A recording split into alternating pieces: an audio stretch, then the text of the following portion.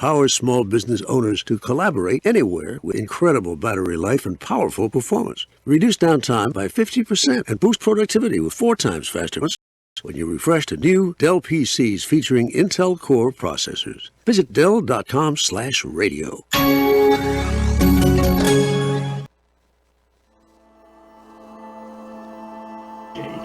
I am very good at introductions. Stepping out.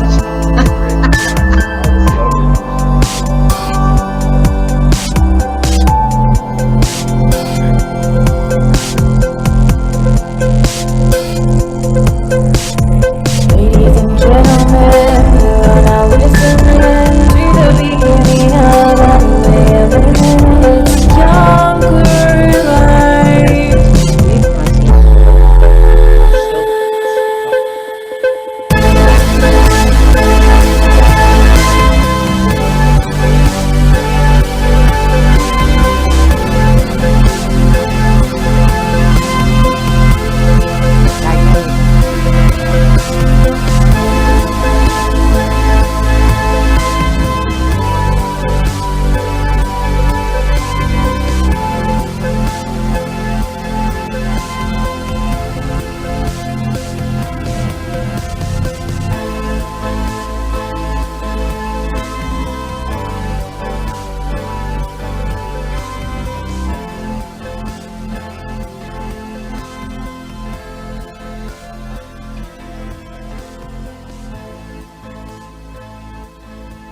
All right, welcome to another great installment of Younger Life. Happy Monday. I'm Rick Federici. And I'm Mary Anthony. It is great to see you. How was the weekend? It's nice to see you too. You were off. We missed you on Friday. We had a great weekend, busy and, not wonderful weather, but oh well, it is what it is. Hats off to young Jackie and Sanders and you for pulling it together. A phenomenal job. I got to listen via the free TuneIn radio app. Great. Via the radio group that we work with, WIMS AM 1420. YouTube.com right now if you want to see us. And that's almost a scary thing for me. Now you? Me too. You're a good look. know, please. Me too. That's scary. Now, we have a really cool show lined up, and we've got a bunch of great shows. We're going to talk about those at the back end of today's event. But let's chat a little bit about, you took it on the road with the Younger Life crew, Steve Elkins, and it was funny. I just was the witness in the back. It was nice. There was an event at LaPorte Hospital that they, it was a presentation and where they had partnered with the foundation as well as EMS and donated some AEDs, which are the automated external defibrillators. And, so, it's important. They went to schools and I think a local university about too. Developing this show. We have Maria Fruth from LaPorte Hospital going to be joining us Skype, and she can tell us a little bit more about how it kind of came to be. But it was very interesting to watch and listen, and then there was a testimony by a gentleman whose life was saved by one. So we'll play that in a little while. But we want to talk to Maria. Story. It's really good, and it's terrifying and sad as a parent and as a community to think about student athletes. Again, these were donated to schools for a reason. There are laws changing and stuff, trying to make sure that these are available anywhere near sports arenas or courts or fields. It's so important because you just don't know. And a lot of times, as much as we talk about preventative health, sometimes there's just nothing you can do to detect a problem until it is there. The story that you're going to hear is just that a great example. We won't tell you about it, but I will say it's one of those things that really makes your heart melt. Absolutely. And it's scary. You really think it is. As a parent, grandparent, family members, you have to watch this stuff. And I think the message here is truly, and I love that the foundation and LaPorte Hospital and all these great partners have come together, which you'll see in a moment, to do this. But I think this should be everywhere, just my opinion on a lot of this stuff. I do too. And I think that is the ultimate goal. And that's what I found the most interesting fact in listening to them speaking at this presentation was that, the goal really ultimately is to make our community safer. And it's a good point. All right. So let's, without further ado, pull in Maria Fruth. Please. We're going to chat with her. We're going to watch the piece after Maria explains a little bit about that. Then Dr. Leva is going to come back after the piece and chat with us about the clinical impact of these AEDs, which I'm absolutely so interested in. I love everybody that's going to join us. So let's jump over to the Star VIP hotline this hour, brought to you by LaPorte Hospital. Maria, welcome to the show, and how are you? It's a great day. Good morning. Good morning. Good morning. I'm doing well, and it's a lovely day outside. That's right. Nice to see the Absolutely. sun. Thank you. And we appreciate your time today, Maria. Let's chat a little bit. Explain to our Younger Life audience a little bit about, what we just kind of described to them, and tell us a little bit about what we need to know, please, about these defibrillators. Sure. I'm going to go way back on the very beginning of the history of the foundation. The LaPorte Hospital Foundation was started by the community members, board members, the then CEO of the hospital, Lee Morris, in 1978. And in 1979, the first gift that the foundation gave to the community and to the hospital, can you believe, was a defibrillator. Really? So we Wow. have come full circle.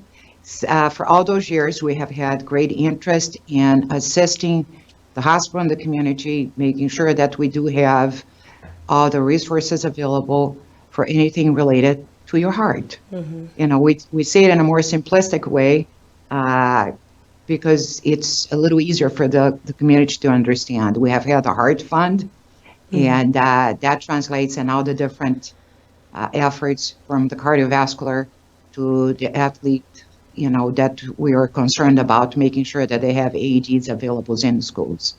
Wow. So that's the beginning story. Should I go on? Please Absolutely. do. We I- love I this. think that's Great fascinating. information. Okay. So through the years, again, since I think 1997 maybe, we continue to identify the areas. We, of course, work very closely with the folks at the hospital. Patty Larson, that was our nurse educator, brought forth to the foundation the need to continue to add AEDs throughout the hospital. So that was our first, a step towards funding AEDs for every area of the hospital. The second stage of that was identifying all the locations that we have physicians, that we have services, wellness, rehab, and again, making sure that AEDs were available, and those were funded by the foundation. Translation, by the community, by the donors of our hospital foundation. Now, So we now are at the stage of, we have been very fortunate to have two fantastic physicians on our board of directors, Dr. Stacy Leva and Dr. Sarah Bancroft, and they brought to the table, Dr. Bancroft especially, the need to continue to look at on the outside. Let's look at every school, especially the schools that have a lot of sports. And as you can imagine, there are schools like the Port School System that not only have their main building, but their football field is 2-3 blocks away. I think it's 2 blocks away. And then their tennis courts and their soccer areas are farther down the line inside of Cascade Park.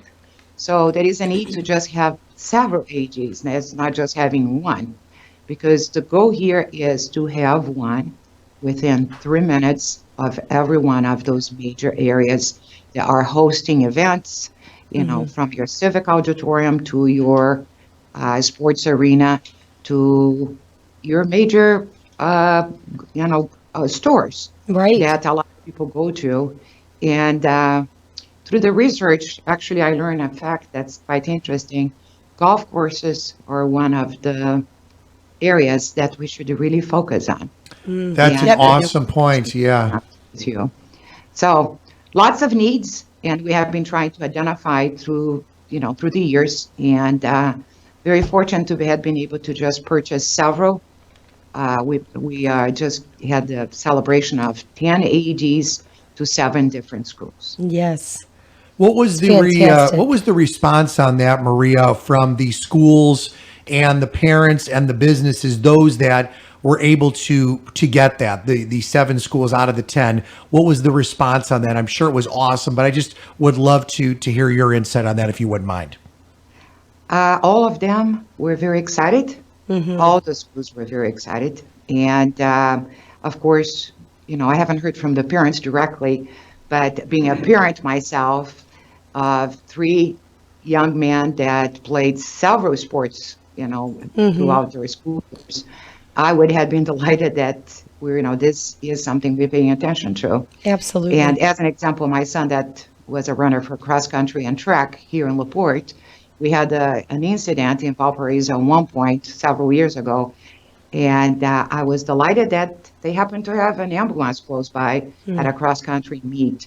But again, it is just the need to make sure that we're providing the tools not only to the first responders, but also to the people around us. Yes. The AEDs, if I can learn, remember, I'm not a clinical person.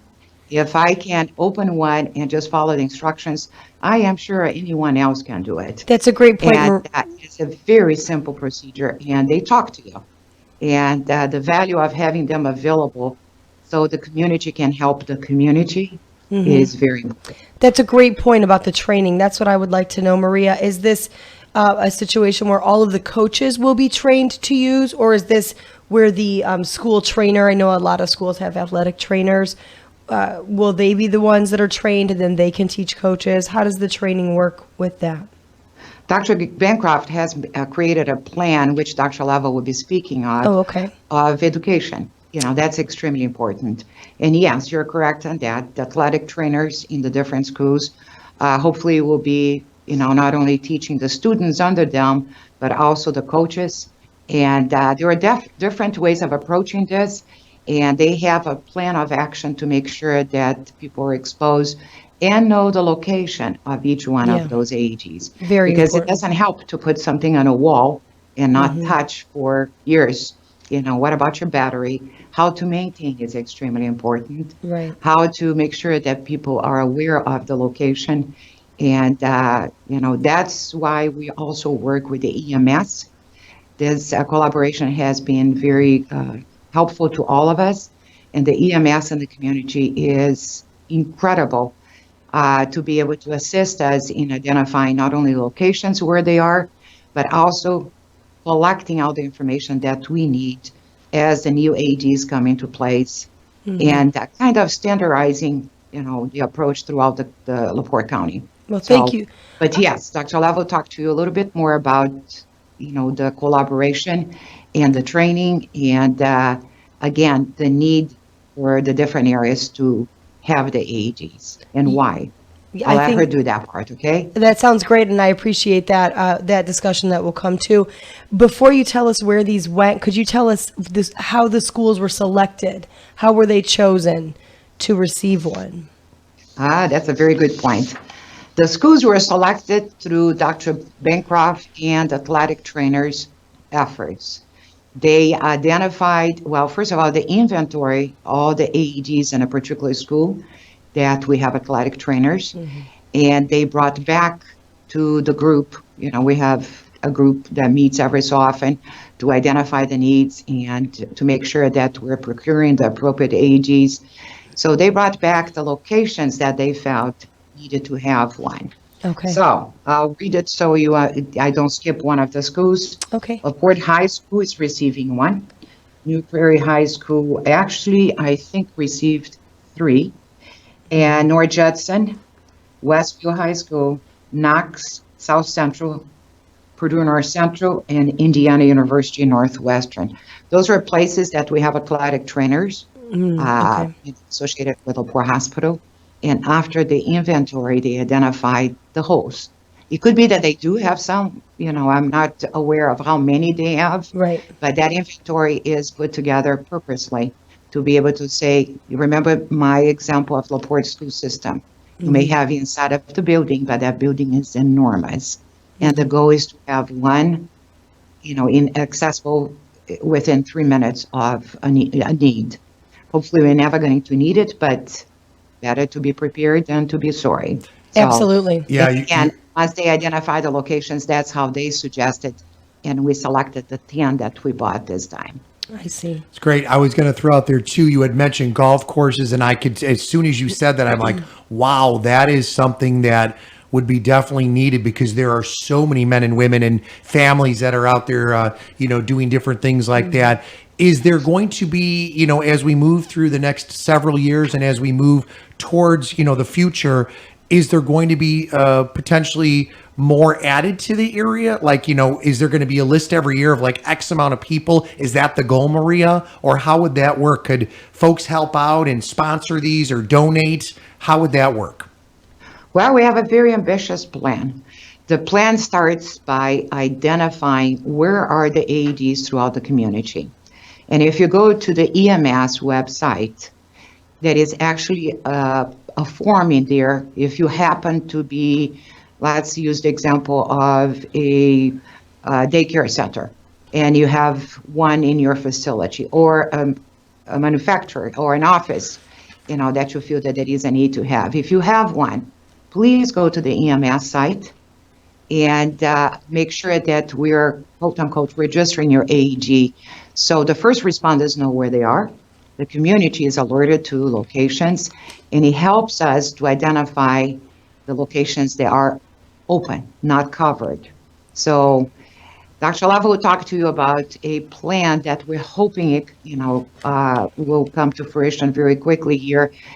That's being done. It's a research that she involved some students from Carnegie Mellon to be able to identify, map the locations of the AEDs, and then again, where are the voids, the holes. Right. So pick an area in LaPorte County. Again, just as an example, assume that the Walmart area where we have different business has none, which, by the way, it's not a statement, it's just an example. Mm-hmm. So what is the volume of people that go there? How many times the EMS responds in that particular area for something associated to cardiac arrest or whatever, mm-hmm. It's related to it. So with that information, with the data, if you talk to Dr. Love, you're going to hear that the first thing she tells you is, where is the data?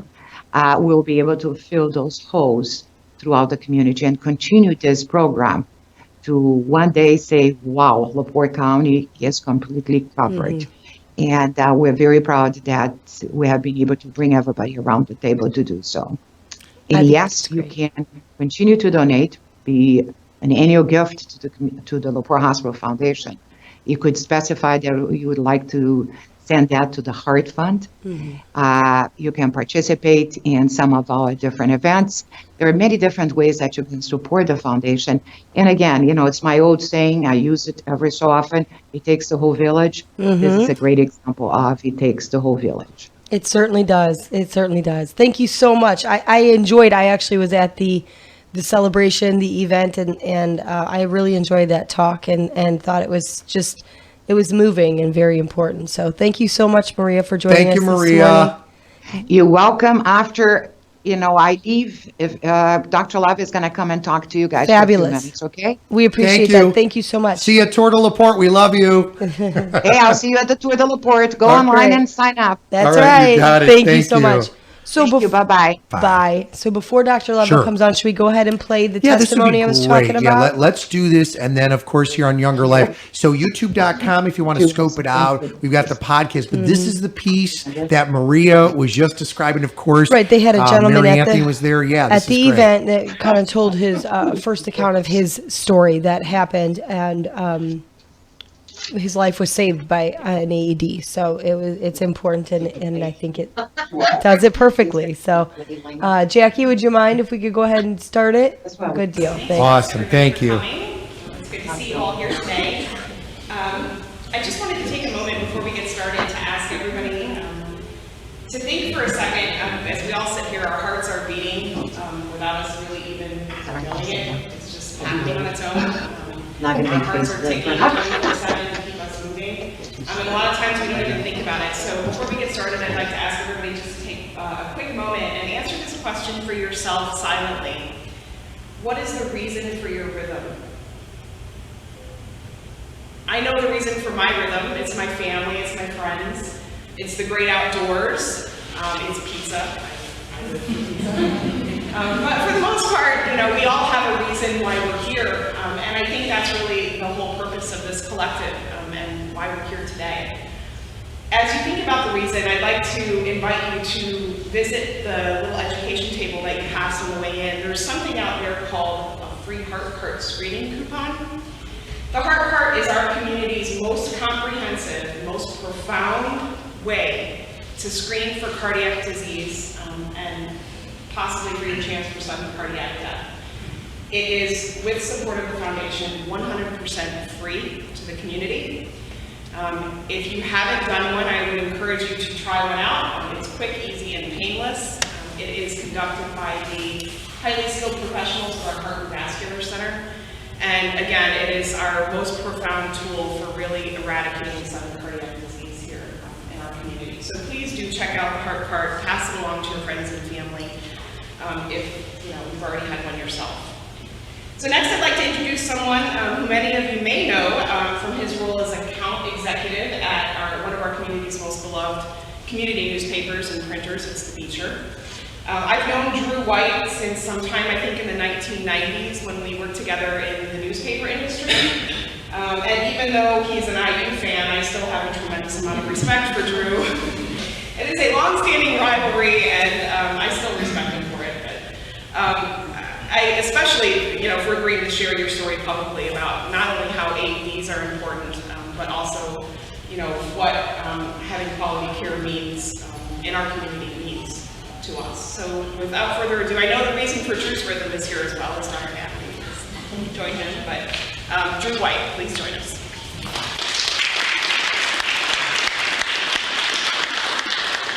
Thank you so much for having me. I'd like to thank the hospital for inviting me to tell my quick story. December 2nd, 2007, just about 4 or 5 blocks from here at the Fort High School, the field house. I was officiating a YMCA basketball game.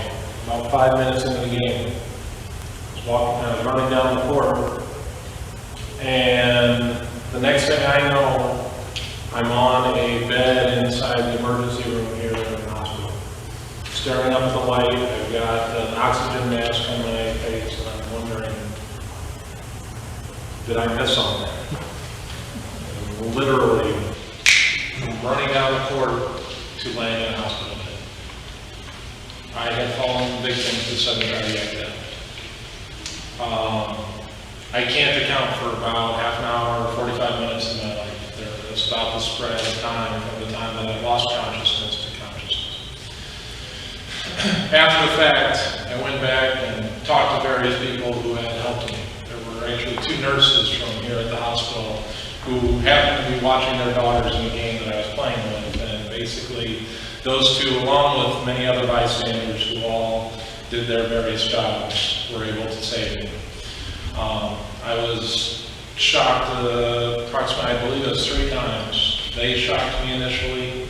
The EMS, I believe, shocked me 2 more times. And basically, I had no pulse. I was a shade of blue that's normally reserved for Smurfs.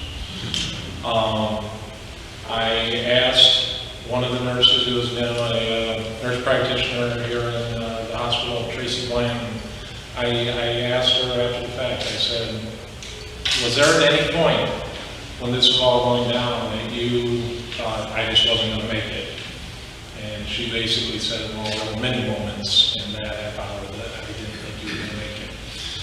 And so they kept going, and the word lucky gets thrown around quite a bit, but not only to survive where I was, the odds are very, very small. It's even smaller to survive it without any brain damage or anything. And of course, I'd be remiss not to tell the Indiana University angle to this. December 2nd, 2007 was also the day that they were announcing bowl bids. If anybody knows, Indiana football and bowl games don't go together too often. Okay? I had gone to school in Bloomington, and I swore that the first time that IU would play a bowl game, I would be there. So anyway, the entire day leading up to this, I was sitting here, any information I could get about where Indiana was going to be playing in the bowl game, I wanted to know. But I had agreed to do this basketball game. That was the one thing on my mind, but in the back of my mind, I'm like, am I going to Detroit? Am I going to Arizona? Or am I going to California? I need to know. All right.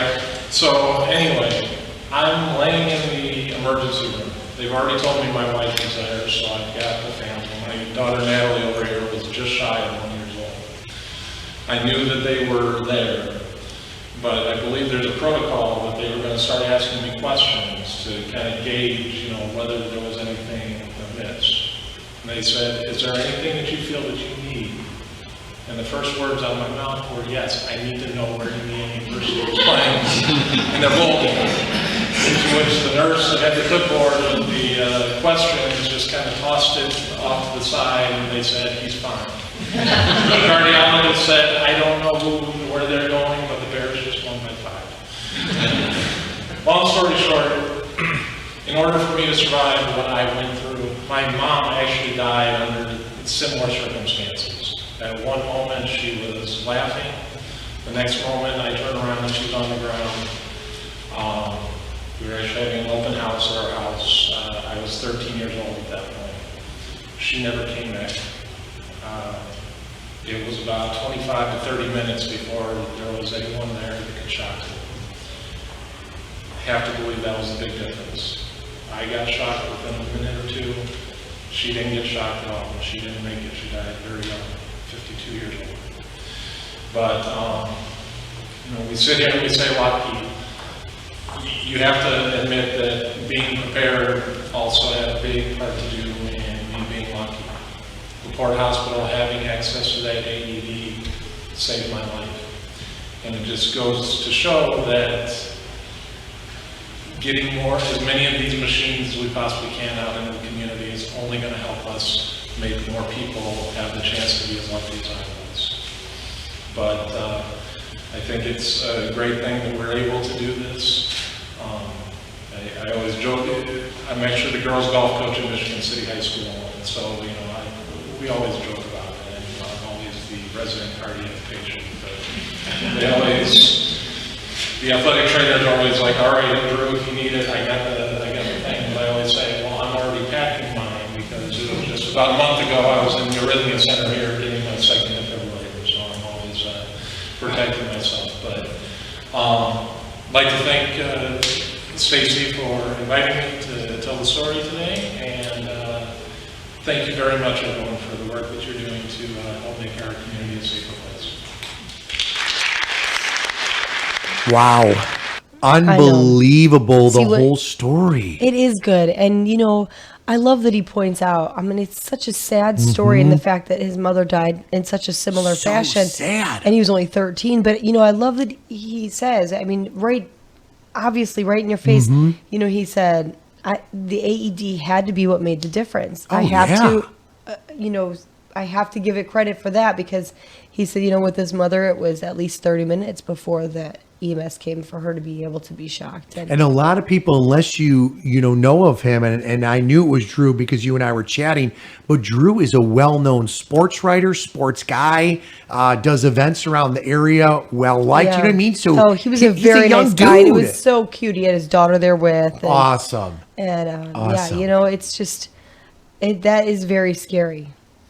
Just in general, that's scary. I would love to get input from Drew on, he did do a great job of explaining, but also the next level. How has it changed his life? Right. What does he do to prevent, potential things, of course there, which I think is, right. What does he do now to make sure to try to keep that heart healthy Right. and checkups? And, with his own children, he would be very fascinating to talk to in here one day, just to find out, how does he, you've got to be paranoid. Oh, yeah. And you have to be paranoid then for your kids and for everybody else, just because you're just afraid, but. Well, and I'll throw this out there to good. you as a father, and just you hear his story about, and you had chatted with me, and then we had watched the piece leading into the show about how his mom was behind him, you know what I'm saying, as a young boy. I couldn't imagine. That's got to be tough, because it's tough on a lot of us that have gone through death. A lot of us have. Pretty much all of us in some way have been affected by that. But I couldn't imagine that. And then also, X years later, he's still a young guy with his own and daughter. This was in 2007, so this has been a while. I think that's when he said it was. Unbelievable. 2007. So, you think it's been years. He was a very young guy, and so that is crazy and scary. You were there obviously during the live taping. Thank you to Steve Elkins and the crew that were out there, and Brendan and Maddie. But tell me what the vibe was. Was there an aura in the room, kind of? It was very quiet. Yeah. You know, everybody just realizes, wow. I mean, you know, he said he was reffing a kids YMCA basketball game. I mean, my own kids have participated in that. Oh, so, yeah. You know, it's not that big of a deal. And that he just collapsed and, you know, turned blue. And thank God someone ran and got an AED. And he said he received his first shock within the first couple minutes. And that was really, and then once EMS came in, he was shocked again. But it made all the difference. Clearly, he has no lasting effects as far as medical issues or mental actually deficiencies either. yeah, That's always a concern when you've been out of absolutely oxygen. agree He with said you. he said he was Smurf color blue, you know. So I mean, he was great natured about the story, but it's definitely scary business. And again, that's a kind of a condition you're not going to realize until you literally are the one that collapses and are laying down. So now, Dr. Stacy Leva is supposed to be joining us. She's going to join us. Let me see if she's ready. Let's see. Yeah, you know what, and I want to hear about this because I really want to know too about the clinical impacts. Can we pull up, if you wouldn't mind, Jackie, to see on Skype if we can see if Doc is there? She's there. Yay, there she is. That's a good deal. Dr. Stacy Leva, how Hi. are you? Good morning. I'm good. How are you guys? We're doing great. Always great when we see you. You know, I always think when we connect with you on so many levels here with Younger Life, you're always energized, you're always happy. And the last time we were all together, we were spinning wheels, right? Yeah, See if I'm happy and energetic. I'll try my best. yeah. For a Monday morning, right? Yeah, absolutely. So tell me a little bit, Doctor, about the clinical impacts of these AEDs, if you wouldn't mind, here on Younger Life today, because this is truly important. Well, first of all, I want to give credit where credit due. This is actually, this program is primarily been the result of the hard work of Dr. Sarah Bancroft, who's our medical director of sports medicine here at the hospital. Unfortunately, she was not able to be with us today. But, you know, most of the hard work, and she did an amazing amount of research and has put together the large majority of this program. So I just want to make sure that we recognize the hard work that she's put in and the results of her efforts. Yeah, it was very fascinating, all of the statistics and the slides and stuff. Like I said, I was there and watched it, and she definitely has put a lot of blood, sweat, and tears in that. It looks like, you know, it's so important. And, you know, you think we hear about athletes that do collapse, you know, and we're talking high school, junior high, and the stories are devastating.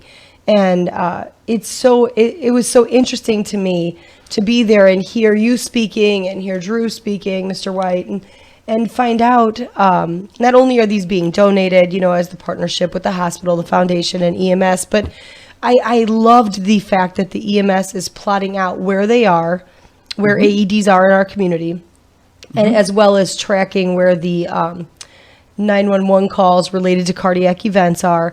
And like they're literally scanning, looking for holes, like looking for spaces where we do not have these available. So eventually this can grow to cover the county. And that is incredible. That's Can you expand so on that? important. Doctor? Yeah, so I'd like to backtrack, actually. Sure, there are basically sort of two arms of this program, and one of them we've just completed, or we'll have probably some ongoing work with distributing these to the schools.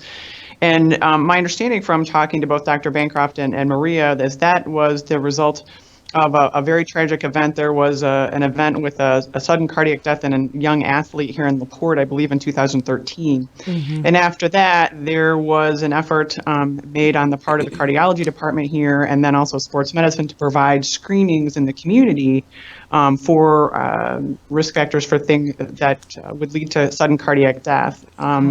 After that, there was a speaker that was invited here, Dr. Richard Kovacs, who at the time was one of the lead cardiologists for the NFL. And his take-home message from that lecture was that optimally what you'd like to have is an AED within 90 seconds of an athlete playing or an athletic field.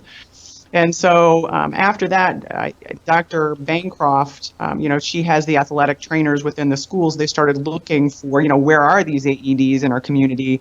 what kind are they, who's trained to use them. And that's kind of where the start of the community-based or the school-based project that just resulted in the distribution of the AEDs started. So that's one part of the project, which I think will probably be ongoing.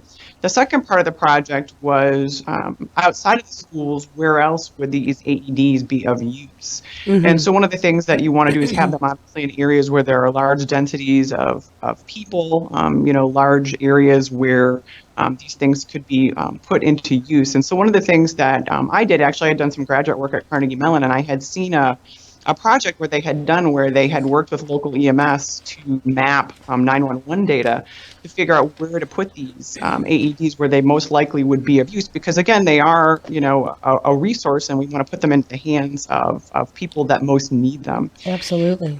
And so the second portion of this project we're working on right now is to work with Carnegie Mellon University and EMS here to use census data, actually publicly available data, to sort of use them as a benchmark for risk factors for cardiac events. So we're looking at things like smoking, male versus female distribution. There's a lot of really fascinating data that's available through the federal government that is free. It's all in aggregate form, nothing individualized, but it's very useful. And so we're working on basically taking these sort of indicators of cardiac risk and overlaying that with a map of where the AEDs are in our community. And then hopefully what we'll be able to do also is to get what's called a GIS map of our local community here as well, to note where there are high areas of population. And so when you combine those things, then we're hoping to have the ability to put these AEDs in the areas where they would be most Right. No. Did we lose her? Yeah, we got her here. Hang on 1 second. Yeah, you keep going, doctor. We got you on the other line as well, so we're good to go. So that's the second portion of the project. Go ahead. We're listening. We are working with Carnegie Mellon students, graduate students, to be able to complete that portion of the project. I think that's the most fascinating part to me. I mean, I think that is just so important and affects so many. It's our entire community, the whole county that's affected by, just in case, you never know. And of course, no one wants these to be used, but in the event that it is you or your family member, you're going to be extremely grateful that those are available. I think that is just... You brought up something to Mary that I thought was awesome when we had on Maria, and maybe the doctor can expand on this one a little bit too.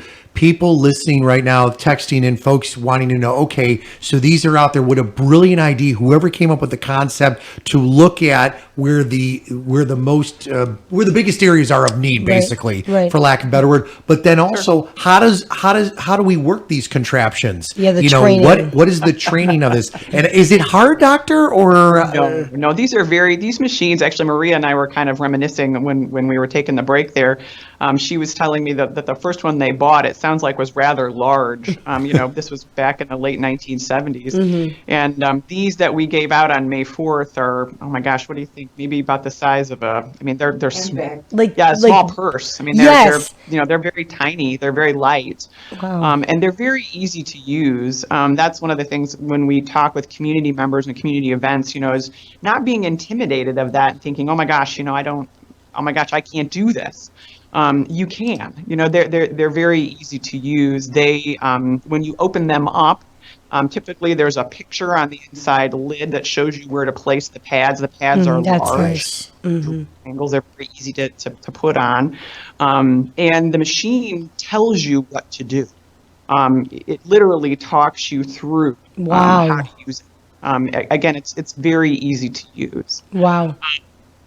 As part of this project, one of the things that we've tried to do too is to somewhat standardize the AEDs that we are recommending that groups or that organizations buy. And the reason for that is because we try to make sure that those align or work with the AEDs, or excuse me, not the AEDs, the defibrillators that we have in the emergency room here at LaPorte, because in a situation like that, time is obviously of the essence. And so we want to make sure that the hookups on the pads and things are compatible so that we can decrease response time in the emergency room That's as well. a great point. Shout that equipment. Yeah, that's a great point.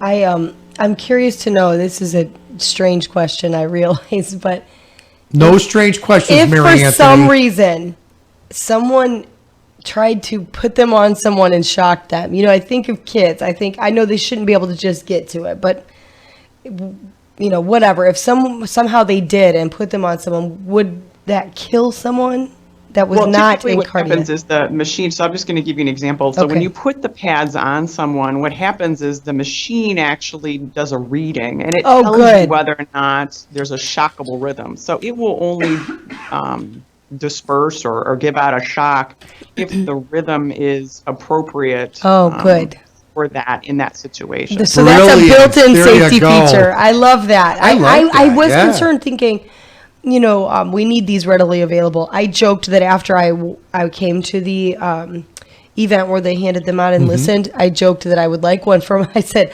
wow, it scares you so bad, it makes you want one at home, just in case. And then I said, my luck, I would have one locked up and my kids would be playing hospital and shock each other. and that would be such a fear, but I love that that's a built-in very safety purposeful feature. In terms of, where we place them, how they're stored. I was teasing. I said, when I worked in a clinic at one time, we always had a list at the end of the day of things to do. And one of the things was we fed the fish. And then we always checked the AED machine. Every night it was on the list, because you just want to make sure that the batteries are working and that it's the equipment is what you want it to be ready if in the event that you need it. But again, the technology has come a long way. And again, I would just tell people, again, if you're in a situation where someone needs that service, again, it's not something to be intimidated of. These machines are very easy to use, and again, the machine will literally talk you through how to use it. Obviously, we encourage people to become certified or get training on how to use them. I think that obviously is the optimal path that we like to take. And actually the hospital does provide training to the community. And then also the athletic trainers provide training as Maria had talked about. That's a great point. Is that something someone could sign up for like you would a CPR class? Yep. Yes, there is a class that you can take that instructs you on how to use an AED. I think that'd be awesome too. And are they going to have a list on YoungerLife? I'm sure we will about that, because I know we'll get folks asking about that, and I would assume you'd have to be. Great idea. Yeah, I can ask Brendan to get the resources that we have here available and when those classes are offered. So I think that's fantastic. I wanted to clarify something. I know Maria had indicated, as well as you did, the goal or the plan is to have an AED placed when we're talking a school setting within 90 seconds of a walk to get from a field or a court or anything like that. Is that a law, or is that just our goal, kind of our recommendation? Yeah, that is again, I am not aware. There are laws, and it varies from state to state about where these things should be placed. But the 90-second walk was a recommendation that was made to us by a cardiologist, again, from the NFL. So this is, kind of the gold standard. And so if we can, muster the resources to make those available. Absolutely. I think that's a great point. I just wasn't for sure if that was a law. I did hear in the ceremony itself that there was a new law passed in Indiana in the last few years that actually allows an athlete to be pulled out of a game if someone, the coach or someone, the trainer might be there, that actually sees if they think that they're showing signs of cardiac stress. Is that right? That's correct. Which I think is a great point. Yeah, it's kind of like the concussion law. Yes. Right. Concussion law, concussion recommendations that, based on symptoms, that, someone there, would be able to remove an athlete from play based on that. I think that is a great thing to bring up, because a lot of times a student too will say, oh, I'm fine. They think they're fine, but they really might not be. And if they are showing any of those symptoms, what could you tell us what a few of those symptoms might be, rather than just me guessing? again, someone might be feeling dizzy, they might be feeling lightheaded, those types of things. Again, I think that there's been a lot more public awareness of this. Also, again, there's a lot of things in the news also about concussions in athletes. So again, I think there's just much more public awareness of these types of things, which is very helpful. I think what you are all doing is absolutely wonderful, not only for our community, but you are truly saving lives. And just to hear the stories, it is just phenomenal. It's a feel good, but I got to tell you, it makes you feel safe. It makes you feel like there's something there for you. To say yes to it. It's absolutely the right thing to do for the community. I think we were teasing, I think when this was presented to the foundation, I think it took us about 30 seconds to say yes, because again, this is the right thing to do, and it was very clearly the right thing to do. And again, Dr. Bancroft has done an incredible amount of research in terms of, again, trying to make sure that this resource is placed, where it most likely would be used, but also to make sure that the training piece, that the support piece is there as well. She's really done a great job. There's also been, we've been working with EMS to standardize the registration of the AEDs in the community. It's my understanding that now you can go on the EMS website and that there's a link there where you can, again, if you have these types of, if you have an AED, it, kind of talks about, what ones they recommend, again, for the reasons we talked about, and encourages you to register that so that, again, we can know where these resources are in our community. So in case they would have to be used, we know where they are. It's a great point. This would be great to have up on Younger Life too, all those things. And I would love to, this may sound a little goofy, but I would love to go there because just the way Dr. Leva is describing, directions are there, very easy, very simple. Only if you have that particular, if it's showing that you actually need it, then it actually quote unquote works. It'll kind of kick in, for lack of a better word. I would love to look at this live. I think it's very, very interesting, and I'm kind of curious the training aspect. Do you I keep picturing like CPR classes. Sure. Oh yeah. Do you actually train on a dummy, or is it just taking a look, like reading over the instructions, holding the pieces to just kind of understand? Actually, it's part of a CPR class. I mean, it's it is taught in addition to sort of as an adjunct or as a portion of a Heart Saver course through. Most classes are through the American Heart Association, and so they actually have example AEDs. Obviously they're not live, they're disabled, but they are AEDs, and you practice putting the pads on, and you practice using this in addition to CPR, and so it's I don't know if either of you have ever taken a CPR class, but it's very similar in terms of format to that. It's just that the AED is integrated into that curriculum. I see. It's been a few years since I've taken a CPR class. Now wait, didn't we have fun with the dummies? Well, we did, but that wasn't a training course. Other than Sue Klebeck, who we love. I love Sue. Showed us. We were doing hands-only CPR on the little blow-up dummy, so it was a little bit different of a class. But I mean, she did show us, and we did click the clickers by making sure we were doing it correctly, and that was was interesting and a great. So Dr. Leva just put us up to a challenge to take a CPR class. Sure, I'll take the challenge. I think that's super. I would challenge it again. I think it's a wonderful thing. It's one of those skills that you hope you never have to use. But boy, you could save somebody's life for. Being able to have those skills and knowing how to use that piece of equipment, I definitely think it's worth 4 hours of your time to absolutely make that happen if you feel like it's something that works within your schedule. Very awesome. Good. Thank you so much, Dr. Leva. All right. Thank you. Awesome job. Really, Dr. Stacy Leva, just absolutely fantastic. Phenomenal. We love her anyway. Absolutely she's great. Such a great person, but and a great doctor. I think she's she's such a great doctor, but in such a normal capacity where she doesn't make you feel like, oh, you should already know this. You know what I mean? I just love her. I think totally she's with great. you on this. She does a great job. No, the AED thing was very fascinating, and I'm very glad I went.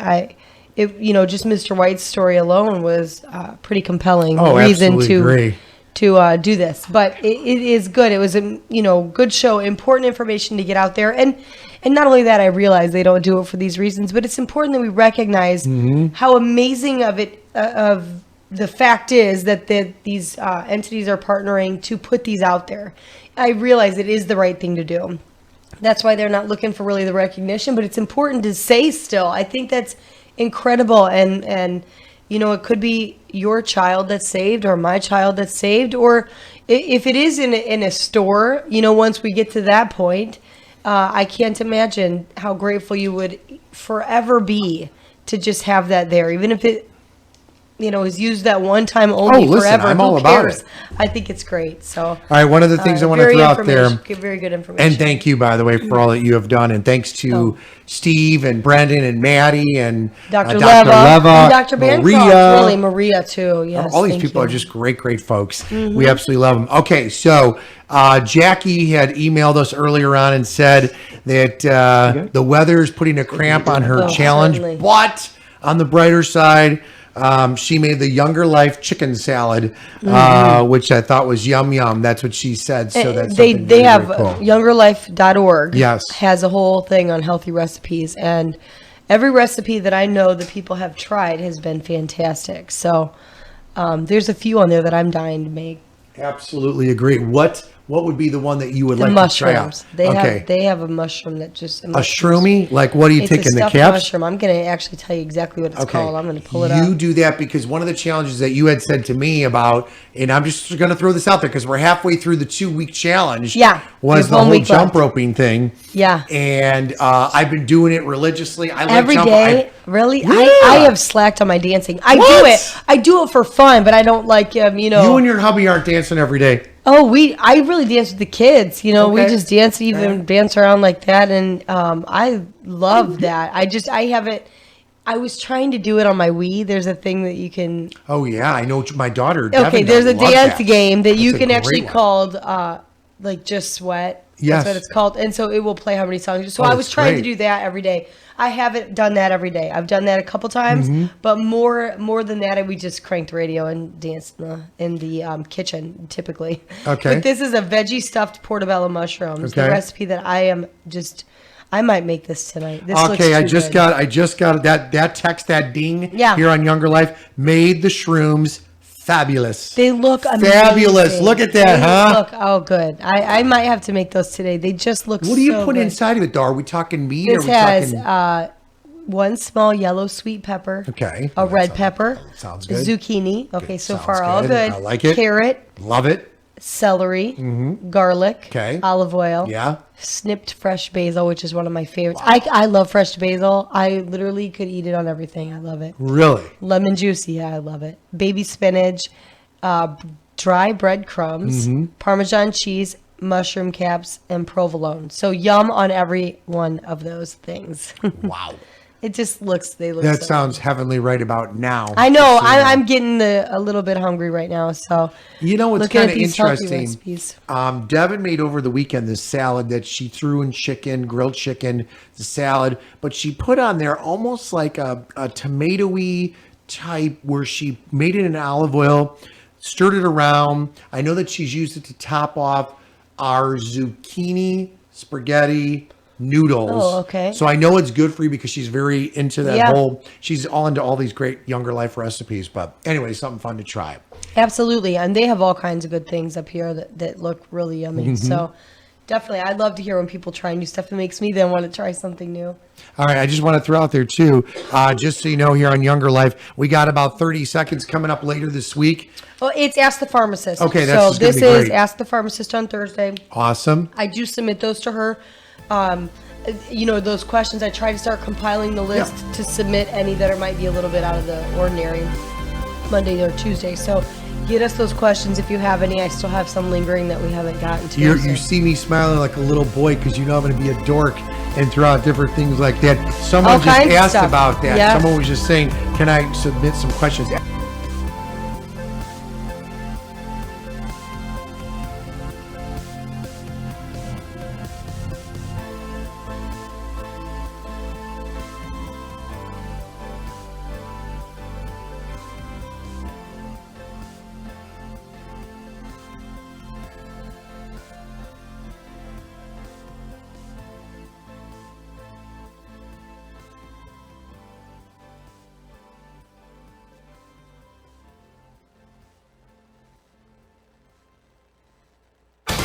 AM 1420, WIMS, Michigan City, a Girard Media Company station.